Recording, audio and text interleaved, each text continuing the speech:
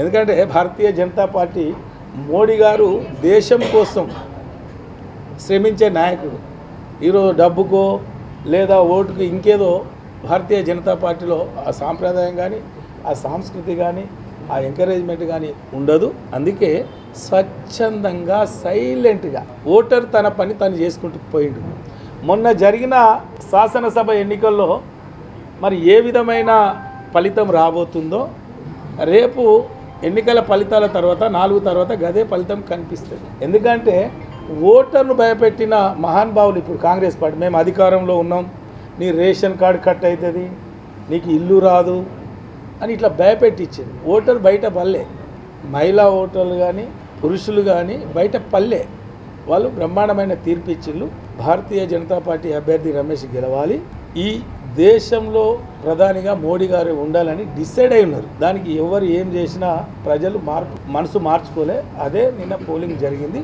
కాబట్టి నా గెలుపు కోసం పనిచేసిన సాధారణ కార్యకర్త నుండి మొదలుకుంటే, బూత్ స్థాయి నాయకుల నుండి మొదలుకుంటే, రాష్ట్ర స్థాయి నాయకులు ఎక్కడి వాళ్ళు అక్కడ శ్రమించి కష్టించి మరి అహర్నిశలు కష్టపడి బ్రహ్మాండమైన ఫలితం తీసుకొచ్చే విధంగా పనిచేశారు. వాళ్ళు కూడా నేను ప్రత్యేకంగా ధన్యవాదాలు తెలియజేస్తున్నా. రేపటి మార్పులో ముఖ్యంగా యువత మరి హైదరాబాద్లో ఉన్నా, బెంగళూరులో ఉన్నా, అమెరికా నుండి వచ్చారండి ఓటేయడానికి. అమెరికా నుండి వచ్చి నన్ను ఆశీర్వదించి మోడీ గారిని సపోర్ట్ చేసి, అంటే యువత ఈరోజు ఈ దేశం ఏ విధంగా ఉండాలో నిర్ణయం చేసి, కాబట్టి ఎట్టి పరిస్థితుల్లో ఏ లెక్కలు వేసినా ఏ అనాలిసిస్ చేసినా ఎవరికి అంతు చిక్కని ఫలితం రేపు 4వ తారీఖు రాబోతుంది. బ్రహ్మాండమైన విజయం భారతీయ జనతా పార్టీ వరంగల్ పార్లమెంట్లో గెలుస్తున్నది. కాబట్టి దీనికి సహకరించిన మా పత్రికా మిత్రులందరికీ కూడా నేను ప్రత్యేకంగా ధన్యవాదాలు తెలియజేస్తాను. మొదటి నుండి కూడా మా పత్రికా మిత్రులు అన్ని విధాలుగా నాకు సహకరించారు, సపోర్ట్ చేశారు, నన్ను ఆశీర్వదించారు. చివరి ఓటు వరకు కూడా మరి ఎక్కడ ఏదైనా ఉన్నా కూడా నాకు కొందరు చాలామంది కూడా మాట్లాడారు. అన్న తప్పకుండా మీరు గెలుస్తారని నాకు భరోసా ఇచ్చారు. మీ అందరికీ కూడా నేను ప్రత్యేకంగా చేతులెత్తి నమస్కరిస్తూ, కుచిత బుద్ధితో మరి అధికార పార్టీ ఎక్కడికక్కడ మరి భారతీయ జనతా పార్టీ కార్యకర్తల్ని కానీ లేదా ప్రచారాన్ని కానీ ఆపాలనే ప్రయత్నం కూడా చేసిండు.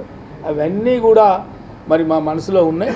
తప్పకుండా అన్నీ కూడా వడ్డీతో సహా మళ్ళీ సమాధానం చెప్తాం. దానికి ఏం బాధ లేదు. పార్టీ శ్రేణులు ఎవరు అధైర్యపడొద్దు. ఎట్టి పరిస్థితుల్లో మరి మోడీ గారు ఈ దేశానికి ప్రధాని ఉంటేనే ఈ దేశం బాగుంటుంది, భవిష్యత్తు బాగుంటుంది.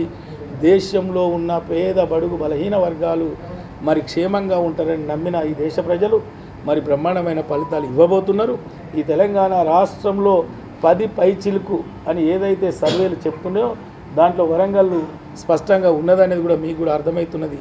కాబట్టి నా గెలుపు కోసం మరి సహకరించిన మీ అందరికీ కూడా నేను కృతజ్ఞతలు తెలుపుకోవాలని నేను ఈ ప్రెస్ మీట్ ఏర్పాటు చేయడం జరిగింది.